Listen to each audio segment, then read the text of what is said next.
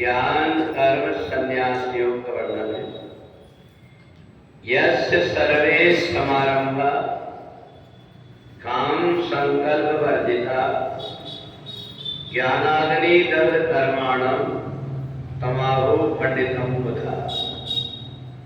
भगवान कहते हैं कि जिनके सभी कर्म की वासना और संकल्प समाप्त हो गए हैं, वह ज्ञान रूपी अग्नि से पवित्र हुआ व्यक्ति ज्ञानी वास्तविक ज्ञान कहलाता है। चौथे अध्याय में हम जो कुछ भी कर्म करते हैं, अगर ठीक ढंग से उस कार्य को करते हैं तो उसका परिणाम हमारे सामने दिखने लगता है। जब व्यक्ति के मन के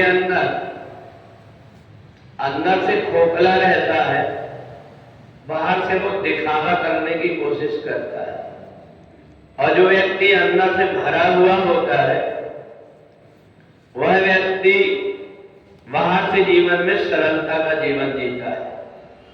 और इसी को गंगा जमुना सरस्वती का संगम कहते, ज्ञान कर्म और संन्यास। ये तीनों मिलाकर के उसकी दिनचर्या पवित्र हो जाती है। यह सर्वे समारंभा। फिर उसके मन के अंदर ये इच्छा नहीं होती कि मैं ये कर देता, मैं ये कर देता। आपूर्वाण मजल प्रतिष्ठम, वो अपने आप में इतना परिपूर्ण रहता है, बाहर से उसे कुछ दिखावा करने की जरूरत नहीं होती। और जो व्यक्ति बाहर की दिखावा में उलझा रहता है, वो व्यक्ति हमेशा अशांत रहता है। वो कोई अच्छे काम करता है, उसको ये लगता है कि मेरे को कोई देख रहा है कि नहीं देख रहा है। वो दूसरों को दिखावा करने के लिए तुरंत माला निकाल करके माला चलाने लगेगा। आंख बंद करके बैठ करके थोड़ी थोड़ी देर में आंख खोल करके देखता है मेरे को कोई देख रहा है कि नहीं देख रहा।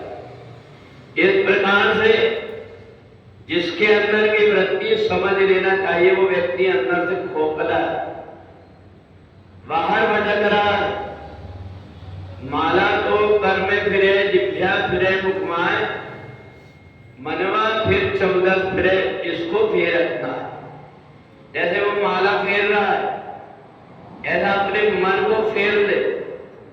संसार में जो भटक रहा है उससे अपने मन को संभाल करके परमात्मा में लगा दे, फिर उसे बाहर दिखावा करने की जरूरत नहीं पड़ती।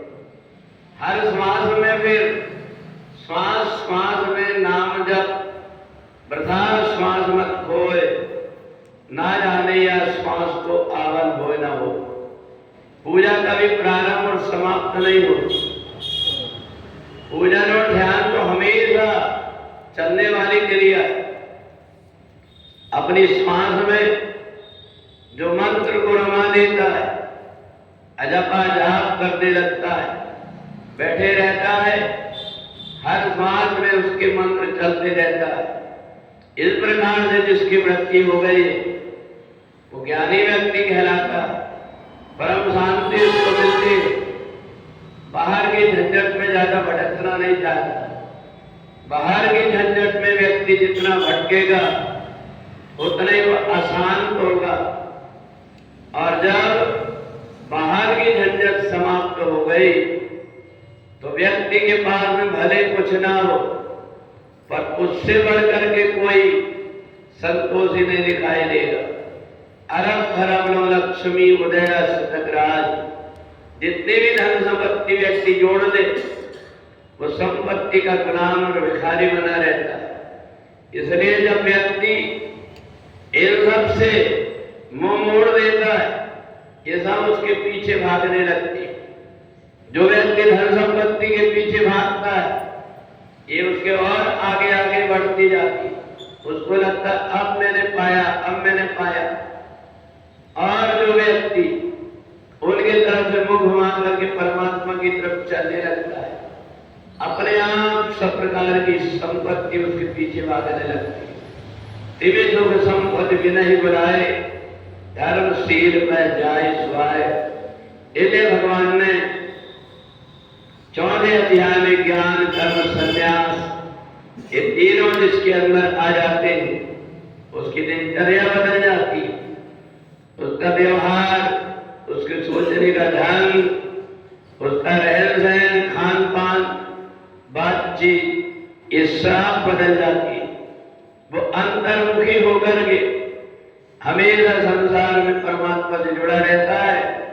वो कहीं भी बैठा हुआ हो उसका चिंतन चलते रहता है और एक दिन वो उसे ब्रह्म में जाकर के समा जाता है।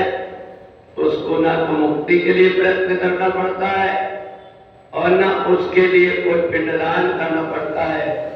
अपने आप जो अपना पिंड परमात्मा को अर्पण कर देता है वो इधर उधर कहीं भटकता नहीं। बोल वृंदावन में हरि